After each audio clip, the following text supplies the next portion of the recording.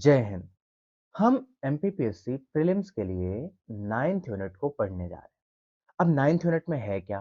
9th unit में है सूचना एवं संचार प्रौद्योगिकी, या इंग्लिश में कहें तो इंफॉर्मेशन एंड कम्युनिकेशन टेक्नोलॉजी, या शॉर्ट में आईसीटी के नाम से ये चैप्टर जाना जाता है। अब इस चैप्टर में अगर हम पहले की बात करें, खासकर हम 2020 के सिलेबस चेंज होने के पहले की बात करें, तो पहले सिलेबस में एक्चुअली में कंप्यूटर के बारे में जानकारी थी। लेकिन अब उसको चेंज करके सूचना एवं संचार प्रौद्योगिकी या इंफॉर्मेशन एंड कम्युनिकेशन टेक्नोलॉजी कर दिया गया है। अब आईसीटी नाम तो दे दिया गया, साथ में क्वेश्चन भी इतने खतरनाक बनाए जाने लगे कि बुक में या जनरल जिन बुक में कंप्यूटर के बारे में इंफॉर्मेशन दी गई है, उससे बाहर क्वेश्चन आने लगे। और उससे बाहर क्वेश्चन आने के कारण लोग बहुत परेशान हो गए। लोग परेशान इसलिए हो गए या बच्चे परेशान इसलिए हो गए क्यों? आने वाले क्वेश्चन यही नहीं पता चलता कि किस बुक से आ रहे हैं। और उसका सबसे बड़ा रीजन है कि हमने सिलेबस पे बिल्कुल तरीके से ध्यान नहीं दिया है। अर्थात किसी भी टॉपिक को पढ़ना शुरू करने से पहले मोस्ट इंपॉर्टेंट चीज क्या है? आपको सिलेबस को समझना। जब आप सिलेबस समझ जाएंगे, तब आप ये समझ जाएंगे कि आपको किस टॉपिक में स्टडी करना है। फिर सेकेंड स्टेप क्या होता है? सेकेंड स्टेप होता है आपको प्रीवियस ईयर क्वेश्चन पे ध्यान देना। क्योंकि जब प्रीवियस ईयर प्रश्नों पे आप ध्यान देंगे, तब आपका दिमाग यह समझ जाएगा कि हमें हर एक टॉपिक को पढ़ना तो है, साथ में कितना डीप में स्टडी करना है। तो चलिए बात करते हैं इन सभी पे विस्तार से। सबसे पहले अगर हम बात करें इंफॉर्मेशन एंड कम्युनिकेशन टेक्नोलॉजी के सिलेबस के पार्ट में, तो सिलेबस में जो फर्स्ट टॉपिक दिया गया है, उस टॉपिक पे बात करें तो पहली चीज क्या है हमारे पास? सूचना एवं संचार प्रौद्योगिकी। दूसरा पार्ट है हमारे पास इंटरनेट। अब इंटरनेट के साथ साथ आपको बहुत सारी चीजें इसके अंदर मिलेंगी, जैसे ईमेल सर्विस है, ई गवर्नेंस सर्विस है, वर्ल्ड वाइड वेब सर्विस है, सोशल नेटवर्किंग साइट है, ई कॉमर्स है। साथ ही साथ में इसके अलावा सिलेबस के और पार्ट हैं साइबर सिक्योरिटी, रोबोटिक्स, कृत्रिम बुद्धिमत्ता, और साथ ही साथ कृत्रिम बुद्धिमत्ता यानी आर्टिफिशियल इंटेलिजेंस। और इसके साथ साथ इलेक्ट्रॉनिक्स के अंतर्गत computer hardware, memory, input, output, software इत्यादि शामिल है। साथ ही साथ ऑपरेटिंग सिस्टम और कंप्यूटर की भाषाओं से भी कभी कभी सवाल आ जाते हैं। मोस्ट इंपॉर्टेंट पार्ट ये है कि सिलेबस का इस तरीके से डिस्क्रिप्शन आपके समझ से थोड़ा सा परे होगा, क्योंकि मैंने केवल सिलेबस पढ़ दिया है, बट इसको सविस्तार तरीके से नहीं समझाया है। तो इसको समझने के लिए हम अब आगे बढ़ते हैं, तो ध्यान से देखिएगा। जो एमपीपीएससी का सिलेबस आपको प्रोवाइड किया गया है, उस सिलेबस में सबसे पहला पार्ट है सूचना एवं संचार प्रौद्योगिकी, यानी इंफॉर्मेशन एंड कम्युनिकेशन टेक्नोलॉजी। अब जब हम बात करते हैं इंफॉर्मेशन एंड कम्युनिकेशन टेक्नोलॉजी की, तो अगर हम थोड़ा पहले की बात करते हैं, पुराने जमाने की, तो हमने सुना था कि लोग चिट्ठी या लेटर को भेजते थे कबूतर की मदद से। एक पर्सन दूसरे पर्सन को, अगर आप इस इमेज में ध्यान से देखें, तो लेटर को कबूतर यानी पिजन की मदद से भेज पा रहा है। ठीक है। और पिजन क्या कर रहा है? बिल्कुल एक लेटर में लिखी हुई इंफॉर्मेशन को एक जगह से दूसरी जगह पर लेकर जा रहा है। तो जो इंफॉर्मेशन है उसे क्या कहते हैं? सूचना या इंफॉर्मेशन, सिंपल सी बात है। और उसको कम्युनिकेट करना मतलब एक जगह से दूसरी जगह पर ले जाने का जो काम करना है, यानी एक बच्चे के पास से दूसरे बच्चे के पास तक पहुंचाने की जो प्रोसेस है, उसे कहेंगे संचार। क्योंकि सूचनाओं का ही एक जगह से दूसरे जगह हम संचार कर रहे हैं। और इसी के लिए जो टेक्नोलॉजी इस्तेमाल होती है या तकनीकी इस्तेमाल होती है, अर्थात सूचनाओं के आदान प्रदान की प्रक्रिया के लिए जो भी तकनीक इस्तेमाल होती है, वो सभी तकनीक सूचना एवं संचार प्रौद्योगिकी में आती है। अगर हम करंट पीरियड की बात कर लें, अभी के वर्तमान समय की, तो आप देखेंगे कि इसमें बहुत सारी चीजें हैं, जैसे कि कंप्यूटर से भी सूचनाओं का आदान प्रदान होता है, लाइक ईमेल सर्विस। और मोबाइल से भी सूचनाओं का आदान प्रदान होता है, मोबाइल से कंप्यूटर के बीच सूचनाओं का आदान प्रदान होता है। देखिए, मैं यहाँ पर बैठकर वीडियो बना रहा हूँ और ये वीडियो आपके पास तक पहुंचेगा और आप इसे देखेंगे। अर्थात ये वीडियो में मैंने क्या किया? सूचना को क्रिएट किया, बनाया और उसे आपके पास तक पहुंचा दिया।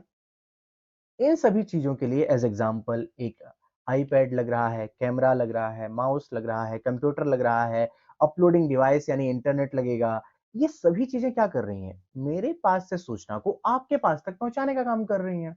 और सूचनाएं जब हमारे पास से या इंफॉर्मेशन जब मेरे पास से या एक व्यक्ति के पास से दूसरे व्यक्ति तक जाने के लिए जिन तकनीकी संसाधनों का या जिन टेक्नोलॉजिकल इंस्ट्रूमेंट्स का इस्तेमाल करती है, उसे ही तो सूचना एवं संचार प्रौद्योगिकी कहता है। उन्हीं तकनीकियों का समुच्चय उन्हीं का सेट क्रिएट कर लीजिए सारी टेक्नोलॉजी का, जो कि इंफॉर्मेशन को कम्युनिकेट करने में हेल्प करती हैं, उन सभी की स्टडी क्या है? सूचना एवं संचार प्रौद्योगिकी है। इसके साथ-साथ नेक्स्ट टॉपिक क्या है? इंटरनेट। अब इंटरनेट बहुत ब्रॉड चीज़ है, मतलब बहुत ही ज़्यादा ब्रॉड चीज़ है और जनरली इसके बारे में बेसिक समझ किसी के अंदर नहीं क्रिएट हो पाती है। अब हमारे सिलेबस में अलग-अलग टॉपिक्स को, जैसे ई-गवर्नेंस है, ई-कॉमर्स है, सोशल नेटवर्किंग साइट है, ईमेल है, वर्ल्ड वाइड वेब है, इनको अलग-अलग दे दिया गया है या छिपे रूप में एब्स्ट्रैक्ट फॉर्म में दे दिया गया है। मतलब नाम नहीं दिया गया है, लेकिन इससे क्वेश्चन आ जाता है क्योंकि उन्होंने इंटरनेट लिख दिया है। और इंटरनेट एक बहुत वास्ट सिलेबस है, मतलब बहुत बड़ी चीज़ है। इंटरनेट सिंपल चीज़ नहीं है और यही रीज़न है कि आजकल जो बच्चे हैं, वो इंटरनेट की बेसिक स्ट्रक्चर को नहीं समझ पाते हैं या इंटरनेट पे आने वाले सवालों को नहीं समझ पाते हैं और वही रीज़न है कि वो सही तरीके से सिलेबस को अंडरस्टैंड नहीं कर पाता है। तो इंटरनेट में शामिल क्या किया गया है? पहला है पार्ट वर्ल्ड वाइड वेब, थोड़ा ज़ूम करके देखते हैं। वर्ल्ड वाइड वेब क्या होता है? नाम तो बहुत सुना है, लेकिन समझना मुश्किल है। इसके साथ-साथ ईमेल सर्विस है, इसके अलावा e-governance service, social networking site और ई-कॉमर्स। ये 5 चीज़ें आपके सिलेबस में प्रोवाइड की गई हैं डायरेक्ट या इनडायरेक्ट तौर पे आपके इंटरनेट के सिलेबस के अंदर-अंदर। तो जब आप इंटरनेट पढ़ेंगे तब आप इनको पढ़ेंगे। अब समझते हैं वर्ल्ड वाइड वेब क्या है? जो आपने वेबसाइट यूज़ की है, आपने ऐप भी चलाया होगा, आपने वेबसाइट भी यूज़ की है, लेकिन जो हम वेबसाइट में यूज़ करते हैं, क्या यूज़ करते हैं? जो हम वेबसाइट में यूज़ करते हैं, मतलब जब हम क्रोम या सफारी ब्राउज़र खोल करके इंटरनेट सर्विस का इस्तेमाल करते हैं, उस ब्राउज़र के माध्यम से जो वेबसाइट खोली जाती है, इन सभी वेबसाइट को ही वर्ल्ड वाइड वेब के अंतर्गत लिया जाता है। तो मतलब वेबसाइट के बारे में स्टडी करना क्या है? यही वर्ल्ड वाइड वेब की स्टडी करना है। ओके। साथ ही साथ में दूसरा पार्ट क्या है? ईमेल सर्विस है, यानी कि मैसेज भेजना। इसके माध्यम से, इंटरनेट के माध्यम से। इसके साथ-साथ ई-गवर्नेंस सर्विस, यानी कि सरकार कैसे सेवाएँ प्रदान कर रही है इंटरनेट का इस्तेमाल करके। In the same way social networking site, जैसे आजकल आप लोग फेसबुक, व्हाट्सएप, इंस्टाग्राम और बहुत सारे सोशल मीडिया प्लेटफ़ॉर्म आप इस्तेमाल कर रहे हैं। तो इन सभी का समुच्चय इंटरनेट के अंतर्गत आता है। इसके साथ-साथ लास्ट वाला पार्ट ई-कॉमर्स, यानी व्यापार के लिए भी इंटरनेट सर्विस का इस्तेमाल हो रहा है और इसीलिए ये सभी चीज़ें इसके अंतर्गत शामिल की गई। ठीक है? आगे सिलेबस की बात करें, साइबर सिक्योरिटी। अब साइबर सिक्योरिटी को कैसे समझें? क्या पढ़ेंगे इसके अंतर्गत? ये भी तो इम्पोर्टेंट पार्ट है ना, तो देखिए ध्यान से। एज़ एग्जांपल मान लीजिए कि एक लड़की क्या कर रही है, फोटो खींच रही है, अपनी बहुत सारी सेल्फीज़ वगैरह ले रही है और अपनी पर्सनल इन्फॉर्मेशन को चाहती है कि उसी के मोबाइल के अंदर, उसी के कंप्यूटर के अंदर ही वो सुरक्षित रहे। लेकिन कोई दूसरा व्यक्ति उसे क्या करता है? आके चुरा लेता है। एक और बात ध्यान से देखते हैं। एक व्यक्ति है जो अपने कंप्यूटर पे अपनी इन्फॉर्मेशन, जैसे पासबुक की इन्फॉर्मेशन, बैंक की इन्फॉर्मेशन, अपने डॉक्यूमेंट की इन्फॉर्मेशन को सेफ रख रहा है। वो नहीं चाहता कि कोई इस प्रकार की इन्फॉर्मेशन को चुराए। क्यों? क्योंकि जब वो चुरा लेगा तब उसके वो बैंक खाते से पैसे ऑनलाइन निकालने के काबिल हो जाएगा। तो ये व्यक्ति अपनी इसी डेटा को सुरक्षित रखना चाहता है अपने कंप्यूटर में, लेकिन एक व्यक्ति जो साइबर हैकर है, वो क्या करता है? इनके डेटा को चुरा करके गलत तरीके से इस्तेमाल करता है या इल्लीगल तरीके से इस्तेमाल करता है। मतलब वो सूचना एवं संचार प्रौद्योगिकी का नेगेटिव डायरेक्शन में इस्तेमाल करता है और यही नेगेटिव डायरेक्शन में इस्तेमाल करने की यह प्रक्रिया जो क्या कहलाती है? साइबर अपराध कहलाती है और इस अपराध से बचने के लिए आपको व्यक्तिगत तौर पे क्या करना चाहिए और आपकी जगह पे सरकार को भी, प्रशासन को किस तरह से वर्क करना चाहिए, ये सभी हम साइबर सिक्योरिटी में स्टडी करते हैं। साथ ही साथ इससे बड़ा एक पार्ट और है, वो क्या है? रोबोटिक्स और आर्टिफिशियल इंटेलिजेंस।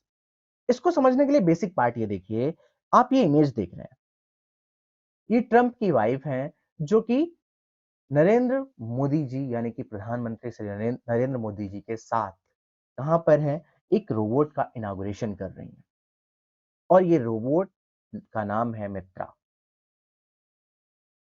मतलब पीएम ऐसे लोकेशन पे जा रहे हैं जहां पे रोबोट का, मतलब एक तरह से उनकी खोजबीन चल रही है, इन्वेंशन चल रहा है रोबोटिक्स के क्षेत्र में या रोबोट को बनाने और उनको व्यवस्थित तरीके से कार्यभार देने के क्षेत्र में।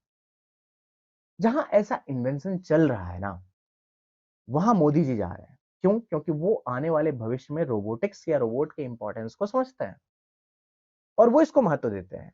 और आप एमपीपीएससी की तैयारी कर रहे हो तो एज अ प्रशासन आपको इन सभी बातों की जानकारी होनी जरूरी है और इसीलिए रोबोटिक्स आपके लाइफ में इंपॉर्टेंट हो जाती है। एज एग्जांपल इस रोबोट का तो इनाग्रेशन हो रहा है और ये रोबोट जो नाम है व्योममित्र, इसको बनाया है इसरो ने और ये जाएगी गगनयान मिशन के लिए, यानी लोगों को अंतरिक्ष में लेकर जाने में मदद करेगी। तो रोबोटिक्स हमारे लिए इंपॉर्टेंट हो जाती है। क्लियर है?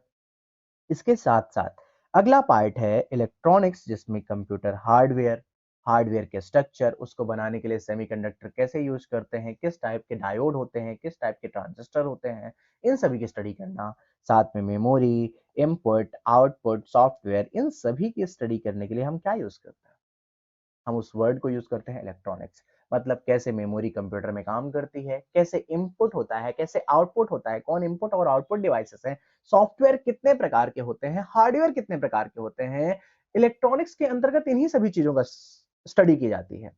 और साथ में कंप्यूटर की विशेषता पीढ़ियों के साथ कैसे उनका इवोल्यूशन हुआ, करंट टाइम में हम कौन कौन से कंप्यूटर का इस्तेमाल कर रहे हैं, ये सभी चीजें सविस्तृत रूप से सिलेबस में आपके शामिल की गई हैं। और इसके साथ साथ एक और पार्ट आता है ऑपरेटिंग सिस्टम। ऑपरेटिंग सिस्टम और कंप्यूटर की भाषाएं, जैसे कि अगर बात करें, एक ऑपरेटिंग सिस्टम विंडोज है, एक यूनिक्स है, एक उबुंटू है, और ऐसे अनेकों ऑपरेटिंग सिस्टम है जो कंप्यूटर को चलाने में आपकी मदद करते हैं। तो इनकी भी स्टडी हम आपके सिलेबस के अंतर्गत करते हैं। तो ऐसे सभी टॉपिक हो गए आपके सिलेबस के 100% टॉपिक कवर हो गए। फर्स्ट वीडियो में हमने केवल सिलेबस का डिस्कशन किया है। सेकेंड वीडियो में हम डिस्कस करेंगे कि आपके सिलेबस में जो टॉपिक हैं, क्या प्रीवियस ईयर में आने वाले सवाल वहीं से हैं, और अगर हाँ है तो हमें इस सिलेबस पर जमकर जुड़ जाना चाहिए और लग जाना चाहिए, तब तक जब तक कि व्यवस्थित तरीके से इसे खत्म ना कर दें। क्योंकि प्रीवियस ईयर पेपर का ही एनालिसिस आपको एमपीपीएससी प्रीलिम्स क्वालिफाई करने में हेल्प करता है। इसलिए बहुत महत्वपूर्ण है आप प्रीलिम्स का सिलेबस और प्रीलिम्स के पेपर का पूरी तरह से एनालिसिस करें, और इसीलिए प्राथमिक वीडियो आपके लिए केवल एनालिसिस के लेवल पर बनाए जाएंगे। अब सिलेबस को हमने बाइफरकेट कर लिया, ऑर्डर वाइज पूरे सिलेबस को देख लिया, समझ लिया। ठीक है, अब दूसरा पार्ट हमने क्या कहा था, हम डिस्कस करेंगे प्रीवियस ईयर आने वाले क्वेश्चन और ये देखेंगे क्या वो आपके सिलेबस ओरिएंटेड टॉपिक से आ रहे हैं या नहीं आ रहे हैं। अगर उससे बाहर से आ रहे हैं तो हमें सतर्क होना होगा, और अगर सिलेबस से ही आ रहे हैं तो सतर्क होने की जरूरत तो है, लेकिन सिलेबस ओरिएंटेड परफेक्ट स्टडी करने की जरूरत है। ठीक है, तो अब प्रीवियस ईयर क्वेश्चन में हम सबसे पहले शुरुआत करते हैं 2022 यानी कि 2022 के एमपीपीएससी प्रीलिम्स एग्जाम में जो क्वेश्चन आए हैं, उनमें से पहला क्वेश्चन अगर आप ध्यान से देखें तो निम्नलिखित में, देखिए हम क्वेश्चन के सॉल्यूशन को अभी डिस्कस नहीं करेंगे, क्योंकि तब तक जब तक कि हम टॉपिक स्टडी नहीं करते हैं तब तक सॉल्यूशन को डिस्कस करना गलत बात है। हम केवल ये देखेंगे कि क्वेश्चन किस टॉपिक से आ रहे हैं। ओके, तो फर्स्ट पार्ट है हमारे पास रोबोट के बारे में, कि निम्नलिखित में से कौन सा रोबोट का फायदा नहीं है, या रोबोटिक्स का फायदा कौन कौन सा नहीं है। ठीक है ना, इनमें से ये टॉपिक किससे है, रोबोटिक्स से है। यानी रोबोटिक्स जो आपके सिलेबस में मैंने बताया था, रोबोटिक्स और आर्टिफिशियल इंटेलिजेंस, उससे क्वेश्चन आया हुआ है एमपीपीएससी प्रीलिम्स में 2022 में। उसके बाद बात करते हैं नेक्स्ट क्वेश्चन, सोशल मीडिया अनुकूलन क्या है। यानी कि ये क्वेश्चन किससे है, सोशल मीडिया यानी सामाजिक मीडिया से है। किससे है, सामाजिक मीडिया से है। क्लियर है, यानी मैंने कहा था फेसबुक, इंस्टाग्राम, व्हाट्सअप, ये सभी आपके सिलेबस में हैं। इनके बारे में स्टडी करना, जो आप चलाते हैं अपने मोबाइल में, दिन भर बिजी रहते हैं, उनके बारे में जानना समझना, और उनके निर्माण के तौर तरीके, किस कंपनी ने बनाया, कौन उसका सीईओ है, कौन हेड है, इन सभी चीजों के बारे में जानना इंपॉर्टेंट है। साथ में उनके कार्य करने के तरीके को भी जानना इंपॉर्टेंट है, क्या किसके फायदे हैं, क्या किसके नुकसान है, सब समझना जरूरी है। इसके साथ साथ में अगला पार्ट है साइबर सुरक्षा की क्या विशेषताएं हैं। साइबर सिक्योरिटी आपके सिलेबस में है। मैंने कहा था कि जो हैकर आपके डेटा को चुरा सकते हैं, उससे बचने के लिए क्या तरीके अपनाए जाने चाहिए, इसके बारे में भी स्टडी करना। क्लियर है, द नेक्स्ट पार्ट है हमारे पास क्या, निम्नलिखित में से ई गवर्नेंस का कौन सा वर्णन सटीक बैठता है। किसकी बात चल रही है, ई गवर्नेंस। और ई गवर्नेंस हमने बात किया था सिलेबस में है, बात किया था ना कि कैसे गवर्नमेंट इंटरनेट सर्विस या इलेक्ट्रॉनिक मीडिया का इस्तेमाल करके आपको सर्विस प्रोवाइड करती है। क्लियर है, अब बात करते हैं आगे। फिफ्थ क्वेश्चन है कि कृत्रिम बुद्धिमत्ता का जनक किसे कहा जाता है, आर्टिफिशियल इंटेलिजेंस। एलन ट्यूरिंग इसके बहुत ज्यादा जानकारी में इनका नाम चलता है ट्यूरिंग टेस्टिंग के लिए। जॉन मैकार्थी का नाम बहुत चलता है, ब्लेज पास्कल का भी नाम बहुत चलता है, और डार्टमाउथ। ये सभी कंप्यूटर के क्षेत्र के कहीं ना कहीं कोई बहुत बड़ी उपलब्धि करने वाला है। तो इन व्यक्तित्वों को जानना भी जरूरी है, और इनमें से आर्टिफिशियल इंटेलिजेंस के जनक के बारे में पूछा गया। बात क्लियर है? मैं अभी यह नहीं बताऊंगा कि जनक कौन है, बट मोस्ट इंपॉर्टेंट पार्ट ये है कि आप जानें कि क्वेश्चन कहाँ से और कैसे आ रहे हैं। मतलब फैक्ट वाइज भी आ रहे हैं, कॉन्सेप्ट वाइज भी कुछ क्वेश्चन दिखाई दे रहे हैं। इसके साथ साथ सिक्स्थ क्वेश्चन की बात करते हैं हम। तो निम्नलिखित में से कौन सा एक आभासी सहायक का उदाहरण नहीं है?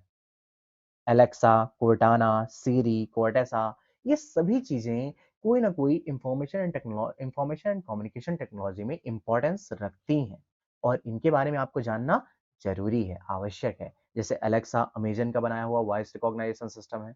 यहाँ पर आभासी सहायक का सिंपल सा मतलब है वॉइस रिकॉग्नाइजेशन सिस्टम की बात की जा रही है। किसकी बात की जा रही है? वॉइस रिकॉग्नाइजेशन सिस्टम की। जैसे एप्पल में सिरी है। ऐसे कौन कौन से हैं ये जानना जरूरी है, और ये हम पढ़ते हैं आर्टिफिशियल इंटेलिजेंस। इसके बाद नेक्स्ट पार्ट है, निम्नलिखित डायोड में से कौन सा अत्यंत उच्च गति स्विचेंट इलेक्ट्रॉनिक, बेसिकली डायोड और ट्रांजिस्टर वगैरह के टॉपिक से क्वेश्चन है। मैंने कहा था ना कि जब हम इलेक्ट्रॉनिक्स की स्टडी करते हैं तब ये पढ़ते हैं कि कंप्यूटर का जो स्ट्रक्चर बनाया जाता है या इलेक्ट्रॉनिक डिवाइस का जो स्ट्रक्चर बनाया जाता है, वो डिवाइस कैसी है, कैसे बनती हैं, किससे बनती हैं, वही चीजें उनमें से एक है डायोड, और डायोड से आपको सवाल पूछा गया है। क्लियर है? आफ्टर दैट अगर हम बात करते हैं नेक्स्ट पार्ट, इलेक्ट्रॉनिक उपकरणों में निम्नलिखित में से कौन सी तकनीक इलेक्ट्रॉनिक होल, हर जगह इलेक्ट्रॉनिक वर्ड यूज किया गया है। अब मेन पार्ट ये है कि आप इलेक्ट्रॉनिक वर्ड पे मत जाइए, आप पूरे के पूरे क्वेश्चन पे मत जाइए, वो तो तब जाएंगे जब हम पूरा का पूरा पार्ट पढ़ेंगे, उसके बाद उस टॉपिक को सॉल्व करेंगे। बट समझना यह है कि ये टॉपिक स्टिल इलेक्ट्रॉनिक्स से है। क्लियर है? क्योंकि आप कई जगह इलेक्ट्रॉनिक उपकरणों, इलेक्ट्रॉनिक होल, इन सभी वर्ड के बारे में पढ़ रहे हैं। इसके साथ साथ एक और है आर्टिफिशियल इंटेलिजेंस का पक्षपात स्रोत, एआई। एआई के पक्षपात स्रोत के बारे में चल रहा है, यानी कि कृत्रिम बुद्धिमत्ता, आर्टिफिशियल इंटेलिजेंस, इससे भी सवाल आ रहे हैं। ठीक है?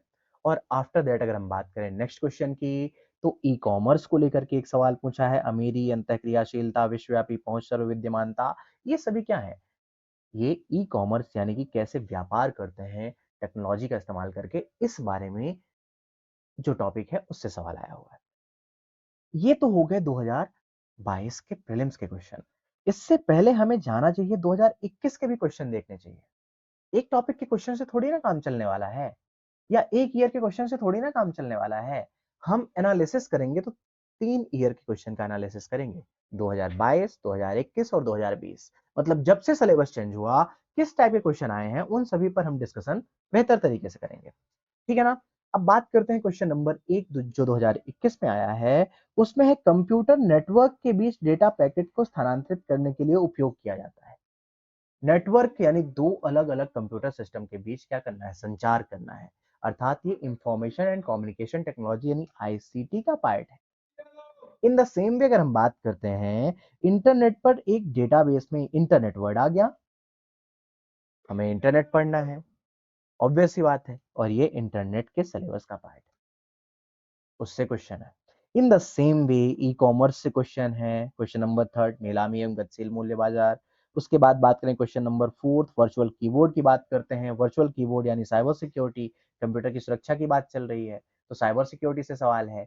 आफ्टर दैट अगर हम बात करें ईमेल सर्विस की, जो मैंने आपको क्लियर बताया था कि इंटरनेट पे ईमेल सर्विस भी आती है। आपके सिलेबस में डायरेक्ट ईमेल नहीं लिखा है, लेकिन इंटरनेट में ईमेल की स्टडी करना मोस्ट इंपॉर्टेंट है, और उससे भी क्वेश्चन है। और साथ में साइबर सिक्योरिटी से भी क्वेश्चन है। क्यों? क्योंकि ये ईमेल सर्विस में ये पूछ रहा है कि कैसे ईमेल सर्विस में लोग साइबर अपराध करते हैं, उसी से रिलेटेड क्वेश्चन साइबर सिक्योरिटी का टॉपिक भी इंक्लूड हो जाता है।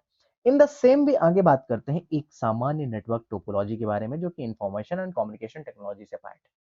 यानी जो सिलेबस का सबसे पार्ट हम जो सबसे पहले पार्ट हम पढ़ेंगे, उसी का पार्ट है। आफ्टर दैट हम बात कर रहे हैं नेटवर्क वातावरण, यानी इन द सेम वे हम इंटरनेट सर्विस के बारे में बात कर रहे हैं, जो सर्वर नहीं है। नेटवर्क वातावरण और सर्वर यानी सूचना एवं संचार प्रौद्योगिकी और इंटरनेट का टॉपिक, दो मल्टीपल टॉपिक मिक्सअप हो रहे हैं। ठीक है? In the same way question number 8 की अगर हम बात करते हैं, तो आईटी अधिनियम से सवाल है।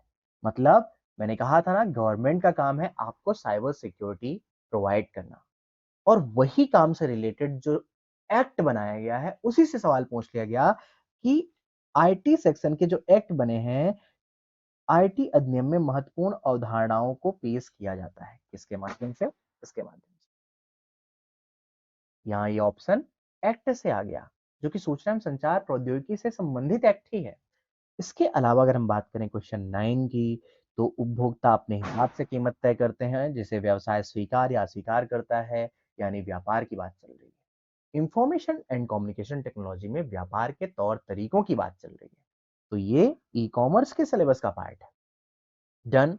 आफ्टर दैट अगर हम बात करें 2020 के प्रीलिम्स के बारे में, तो 2020 के प्रीलिम्स की अगर हम देखते हैं, क्वेश्चन नंबर 1 क्या है? किस संगठन ने व्योम मित्र नामक भारतीय रोबोट को विकसित किया? रोबोटिक्स का टॉपिक। आफ्टर दैट एक सामाजिक नेटवर्क के रूप में प्रतिनिधित्व किया जाता है, यानी सोशल साइट का टॉपिक। IPv6 प्रोटोकॉल यानी इंटरनेट का टॉपिक। प्रोटोकॉल नियम होते हैं, इंटरनेट में इस्तेमाल किए जाने वाले रूल्स होते हैं, उन रूल्स के बारे में है। यह वरीयताओं को एकत्रित करके उपयोगकर्ताओं के हितों के बारे में स्वचालित पूर्वानुमान बनाने की विधि है। एक तरह से ये व्यापार की टेक्नोलॉजी है, जो कि हम इंटरनेट में इस्तेमाल करते हैं। तो ई कॉमर्स से है। XML का पूरा नाम स्टिल इंटरनेट से है। वर्ल्ड वाइड वेब की बात करें तो उसका पार्ट बन जाता है। कौन सी मेमोरी सेकेंडरी मेमोरी है? ये इलेक्ट्रॉनिक्स का पार्ट है। माइक्रोवेव की आवृत्ति सीमा कितनी होती है? ये सूचना एवं संचार प्रौद्योगिकी का पार्ट है, जिसमें हम सभी वेब्स के बारे में स्टडी करेंगे। आफ्टर दैट अगर हम रोबोटिक्स की बात करें, तो उसमें प्यूमा का अर्थ क्या है? ये रोबोटिक्स का टॉपिक है। और लास्ट वाला पार्ट ब्लूफिश यानी साइबर सिक्योरिटी का टॉपिक। तो 2020 में आने वाले क्वेश्चन की बात करो, या 2021 में आने वाले क्वेश्चन की बात करो, या 2022 में आने वाले क्वेश्चन की बात करो, ये सभी कहां से आ रहे हैं? हमारे सिलेबस ओरिएंटेड दिए गए एग्जैक्ट टॉपिक से ही आ रहे हैं। बाहर नहीं जा रहा है पार्ट। कहां नहीं जा रहा है? बाहर सिलेबस नहीं जा रहा है आपका। आपका सिलेबस जो है वहीं से सवाल है, यानी हमें सिलेबस से भटकने की रिक्वायरमेंट नहीं है। हमारी मोस्ट इंपॉर्टेंट रिक्वायरमेंट क्या है? कि हम सिलेबस ओरिएंटेड स्टडी करें और उसके अकॉर्डिंग ही पढ़ाई करें। ठीक है ना? अब हम अपने नेक्स्ट वीडियो में हम सबसे पहला टॉपिक यानी इंफॉर्मेशन एंड कम्युनिकेशन टेक्नोलॉजी या सूचना एवं संचार प्रौद्योगिकी की शुरुआत करेंगे। ठीक है? तब तक पढ़ते रहिए, मदमस्त रहिए। जय हिंद। धन्यवाद।